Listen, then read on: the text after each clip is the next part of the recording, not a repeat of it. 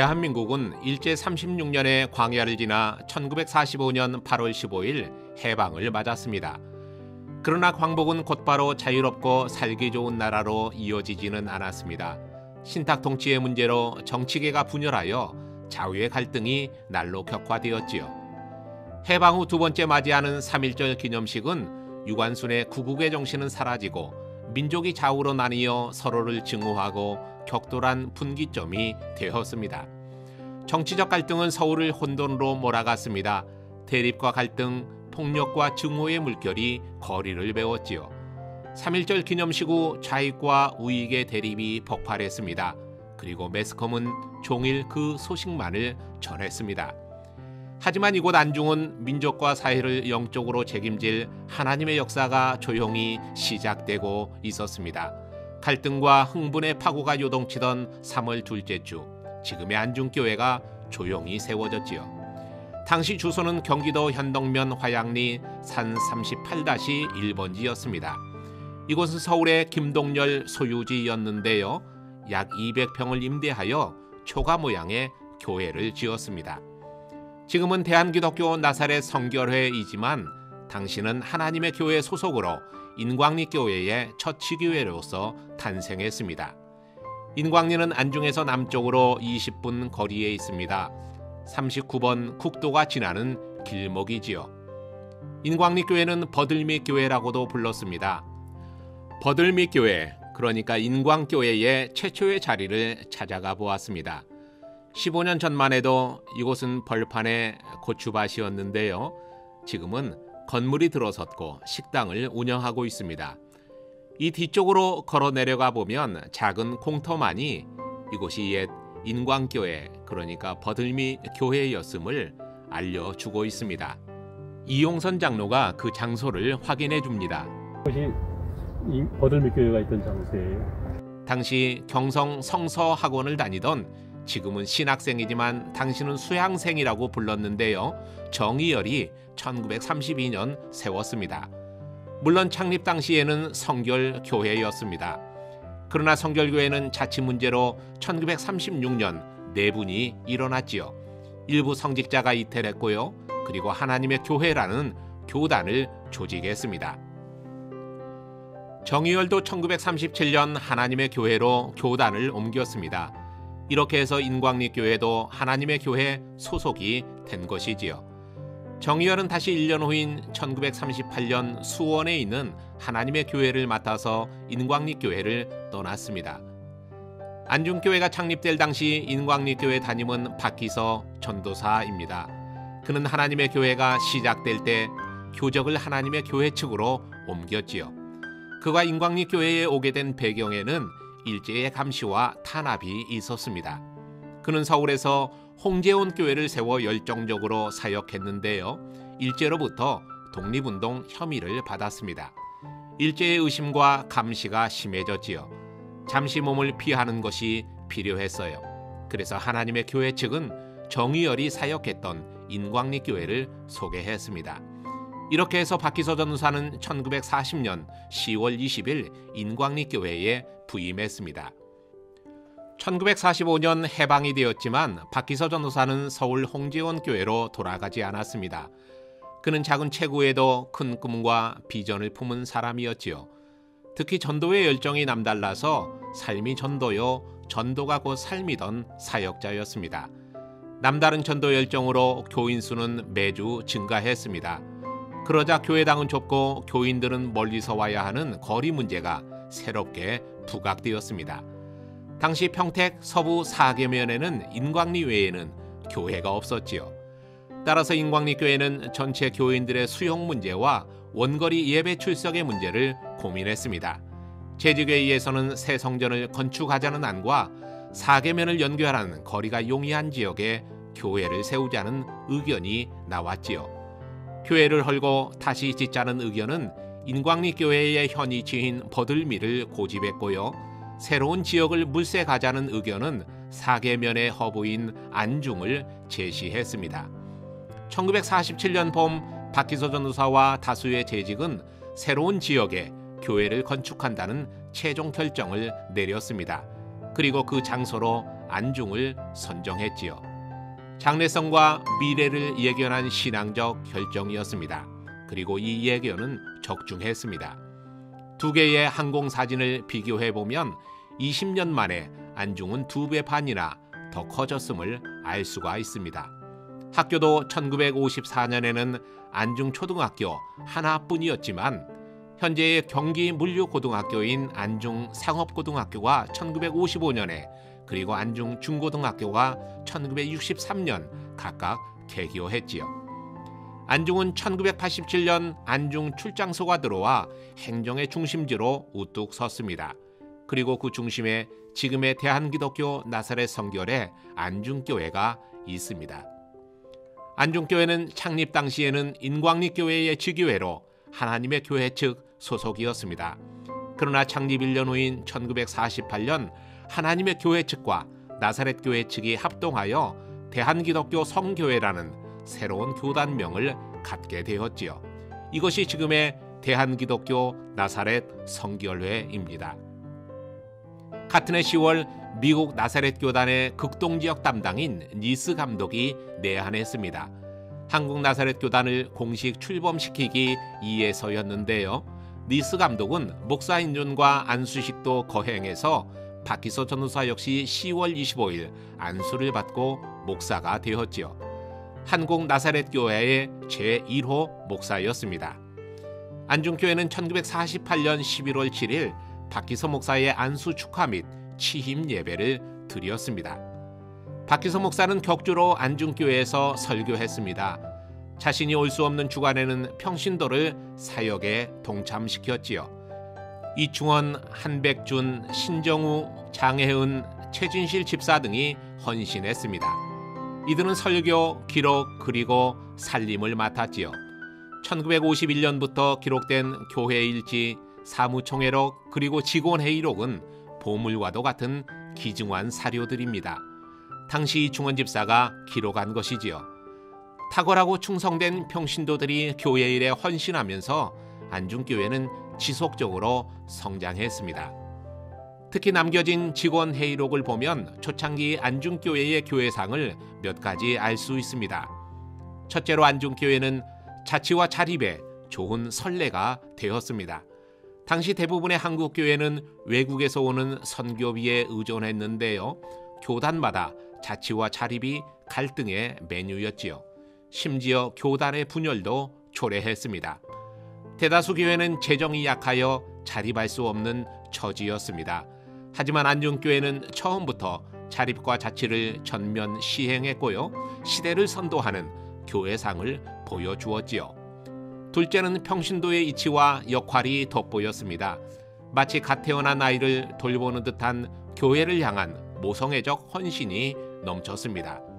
셋째는 청소년에 대한 재직들의 높은 관심입니다. 안중교회는 기독청년 양성과 교육에 남다른 관심을 보여주었습니다. 이것은 안중교회의 교회 학교가 크게 성장한 이유이기도 하지요. 안중교회는 처음부터 다음 세대에 방점을 두고 미래지향적인 교회의 모습을 가졌습니다.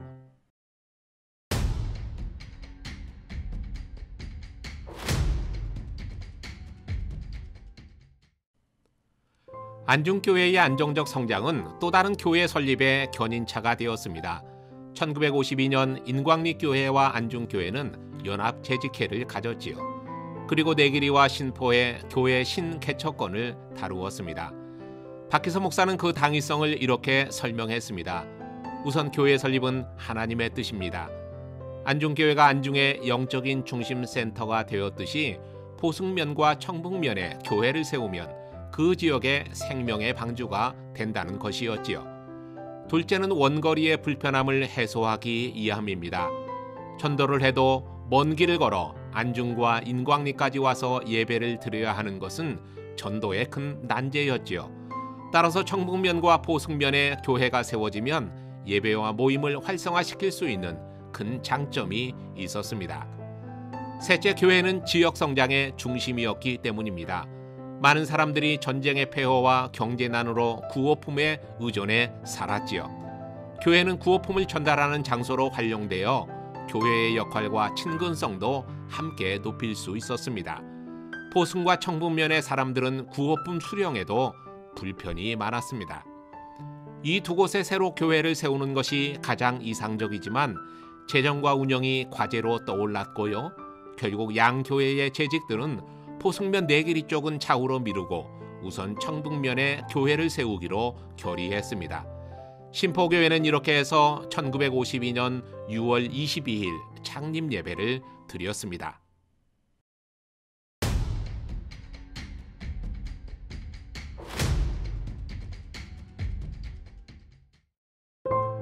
내기리교회 설립은 해가 바뀌어 본격 추진되었습니다. 박기서 목사는 포승 지역 성도들의 어려움을 방치할 수 없었지요. 인광리교회와 안중교회는 2차 연합 재직회를 열었습니다. 그리고 내기리교회 설립을 재차 논의했지요. 안중교회를 축으로 삼으면 내기리와 신포는 양쪽으로 뻗어 삼각형을 이루는 신앙의 거점 지역입니다. 장차 신앙의 수원지가 될 가능성이 컸지요. 연합재직회는 내길이 제4교회의 창립일을 3월 8일로 정했습니다. 창립 예배는 도곡리에 있는 한백준 집사의 집에서 드렸습니다. 그 후 미국에서 오는 아라바스터 헌금으로 150평의 땅을 구입했지요. 포승면 내길이 산 18번지였습니다.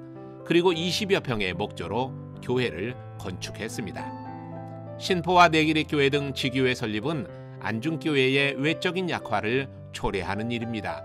몸을 나누는 일과 같았지요. 그렇지만 지교회 설립은 하나님 나라의 지경을 넓히는 최고의 방법입니다. 또한 내적 성장과 성숙의 지표였지요. 내길이 교회는 현재 항만 선교교회로 부르고 있습니다.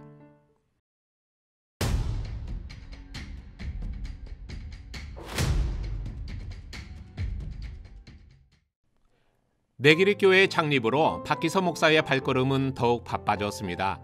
4개의 교회를 한 사람의 목회자가 돌보는 상황은 1교회 1교역자 의식을 성도들에게 싹트게 했지요. 성도들은 박기서 목사의 과도한 업무가 늘 걱정이었습니다.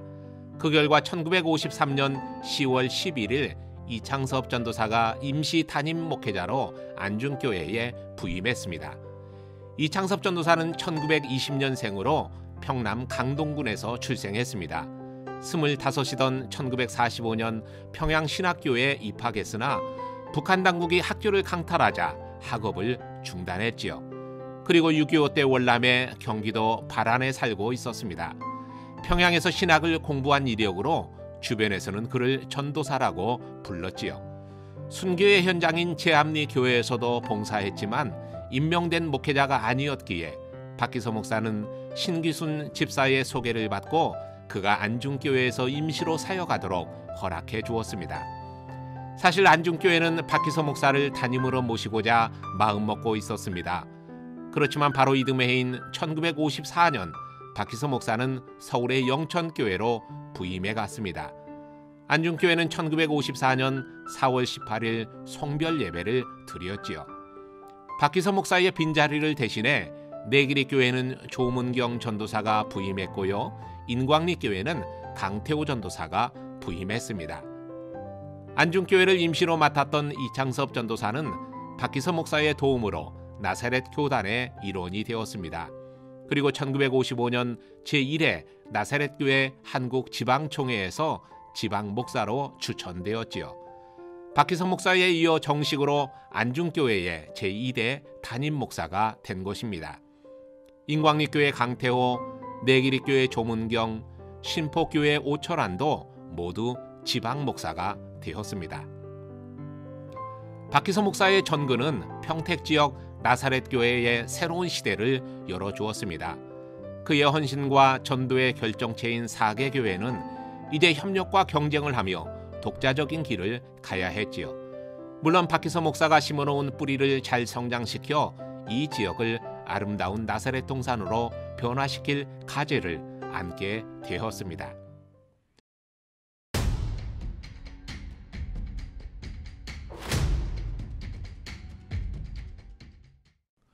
손흥선 목사가 제3대 담임으로 1955년 안중교회에 부임했습니다. 이창섭 목사는 안수를 받고 정식 담임 목사가 된 지 3개월 만에 부산으로 내려갔지요. 상호 임지 교체였습니다. 이것은 손흥선 목사의 요청으로 이루어졌는데요. 그는 1954년 6월부터 부산진 교회에 부임하여 목회를 했습니다. 그러나 3개월 만에 교회에 불이 나고 건강의 악화 및 재직과의 갈등 등 몇 가지 어려움을 겪었지요.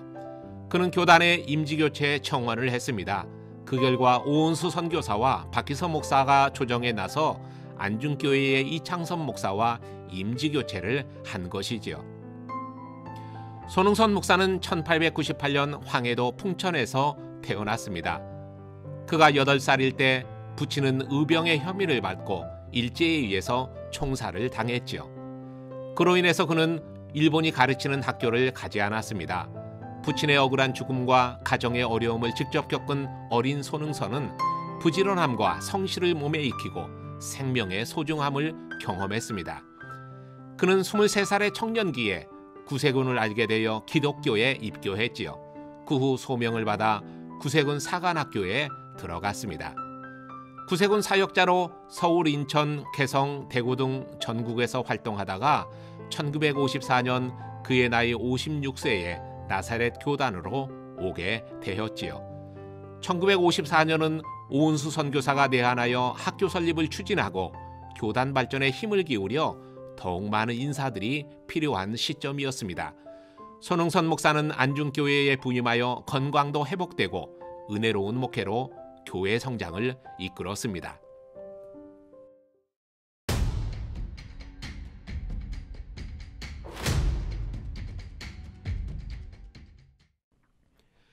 청북면에 신포교회를 세우고 포승면에 내기리교회를 설립한 것은 멀리 사는 성도들의 불편을 덜고 전도의 구동축으로 삼아 지역을 복음화하겠다는 목적이었습니다. 홍언리는 지리적으로 포승과 청북 양 지역을 걸치고 있고요. 이곳에도 안중교회 여러 성도들이 살고 있었지요. 그 대표적 성도는 이충원 집사였습니다. 이충원 집사는 안중교회 설립부터 교회의 기둥이었습니다. 오철한, 한백준 등 동료 집사들이 지교회의 책임자로 이임했어도 홍언리에서 안중까지 오가며 교회를 섬긴 모범된 재직이었지요. 그는 주일날 예배는 안중교회에 출석했지만 주일 밤과 수요 저녁 예배는 어둡고 거리가 멀어 자신의 집을 예배처로 개방해 기도회로 모인 지 어느덧 9년이 흘렀습니다. 처음 두서너 가정은 15가정으로 늘었고 예배 때마다 집안을 가득 채웠지요. 이충원 집사는 1955년 홍원교회를 세우겠다는 마음으로 안중교회 직임을 맡지 않았습니다. 그리고 1월부터 시작된 교회 건축은 뜨거운 8월에 완료되어 완증교회의 지교회가 되었지요. 대지는 채씨 문중의 땅이었습니다. 이충원 집사의 노력으로 무료 사용을 허락받은 것도 하나님의 은혜였습니다. 안중교회는 1955년 11월 20일자 예배일지에 홍언리교회 분교하여 예배를 봄이라고 적었고요. 이날부터 지성전 같은 지교회의 의미를 공식화했습니다. 이충원 장로의 후손들은 2020년 2월 28일 홍언교회 창립 연혁비를 세웠습니다. 교회가 세워진 동기와 과정을 새겨넣어 당시 성도들의 신앙을 본받고 홍언교회의 부흥과 하나님의 은총을 기도했지요.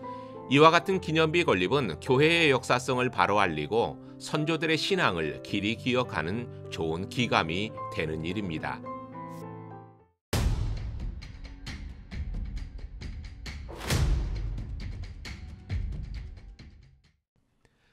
안중교회는 설립 10주년을 맞아 새 성전 건축을 계획했습니다.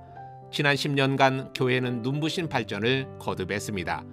교역자는 박기서, 이창섭에 이어 3대 손흥선 목사를 맞이했고요. 신포, 내길이, 홍원교회를 지교회로 낳아 지역 복음화의 방주가 되었습니다. 1957년 나사렛 회보 창간호를 보면 안중교회의 이상을 확인할 수 있습니다. 나사렛 교단 전체 23개의 교회 중 총원, 회원수, 구도인에서 안중교회는 부동의 1위였지요. 이제 예배와 교육 및 전도와 친교를 위해서 새 성전 건축이 필요했습니다. 1957년 1월에 재직해는 성전 건축을 만장일치로 가결했지요. 건축은 4월부터 10월까지 진행되었습니다. 성도들도 직접 공사를 도왔고요. 준공하기까지 조력자는 375명이나 되었습니다. 나사렛 회보는 안중교회는 신자들이 총동원되어 자갈줍기, 돌깨치기, 기초닦기에 협력했으며 홍원리교회가 찬조동원되어 건축이 원활히 진행 중이라고 소식을 실었지요. 새 성전은 40평 크기로 1957년 10월 27일 헌당을 드렸습니다. 건축 비용은 모두 448만 원이 들어갔습니다.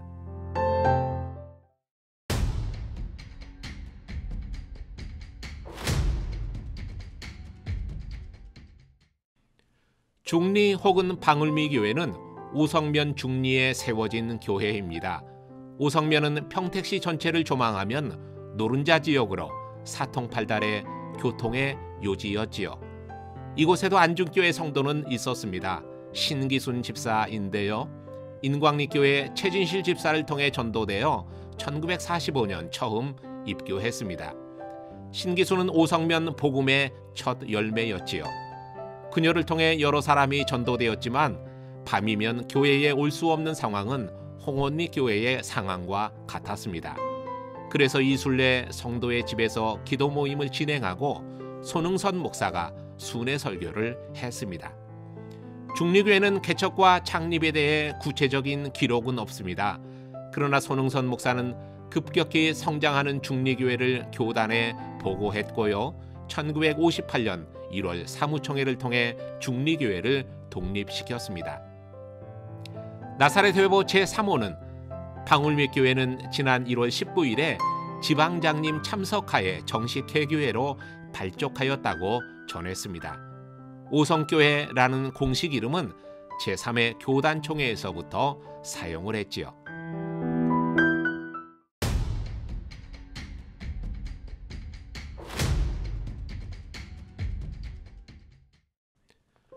두 번째 성전 건축을 성공적으로 완수한 손흥선 목사는 나사렛 신학교 사감으로 가게 되어 안중교회 제4대 담임으로 서재철 목사가 부임했습니다. 서재철 목사는 경기도 양평에서 1903년 태어났고요. 경성 성서학원을 졸업한 성결교회 목사였습니다. 그러나 1936년 성결교회의 내분이 일자 하나님의 교회 측 일원이 되었지요. 그는 청년 박기서 및 정남수 목사와도 교분이 두터웠습니다. 때문에 1948년 나사렛 교단이 공식 출범할 때에 젊은 박기서 등을 설득하는 등 큰 역할을 했지요. 서재철 목사는 6.25 전쟁 당시 폭격으로 아내를 잃는 아픔을 겪습니다. 재혼하여 교육계에 헌신해 용문중학교를 설립하고 양동중학교에 교장도 했지요. 그가 교회로 돌아온 것은 1956년 4월입니다. 오은수 선교사를 만났을 때 목회직 복귀 의사를 전했고요. 곧바로 내기리교회로 부임했습니다. 그리고 그로부터 3년 후 손흥성 목사가 서울로 가면서 안중교회와 인연을 맺었지요. 그가 사역했던 내기리교회 역시 안중교회의 지교회로 세워진 터라 그는 목양 일선의 열정을 이어갈 수 있었습니다.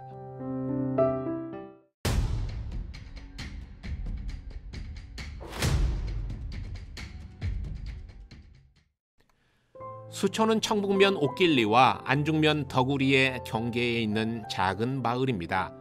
마을 앞에 큰 숲이 있다 해서 처음에는 숲촌이라고 불렀는데요. 이 숲촌이 물처럼 순수한 마을이 되고 싶어 수촌이 되었지요. 이곳에 안중교회 구역이 생긴 것은 1958년입니다. 당시 손흥선 목사가 신방하며 예배를 인도했지요. 서재철 목사는 부임 후 각 구역을 신방한 후 수촌에 향후 진로를 모색했습니다. 1960년이 되자 그곳의 성도는 18명이나 되었습니다. 이제 수촌도 안중교회가 이제까지 해오던 전례대로 하나의 독립교회로 성장할 수 있도록 길을 터주어야 했지요. 같은 해 7월 31일 안중교회 재직회는 수촌 기도소를 지교회로 승격할 것을 결의했습니다. 나사렛 회보는 곳곳에 아들교회 서다라는 제목으로 5개의 지교회를 다루었는데요. 그 첫째로 수천교회를 소개해 주었습니다. 수천교회는 옥수교회로 이름을 바꾸었다가 지금은 드림교회라고 부르고 있습니다. 1947년부터 1960년은 개척의 시대였습니다. 인광리교회는 안중교회를, 안중교회는 다시 신포, 내길이, 홍원, 중리, 수천교회를 연이어 태동시켰지요.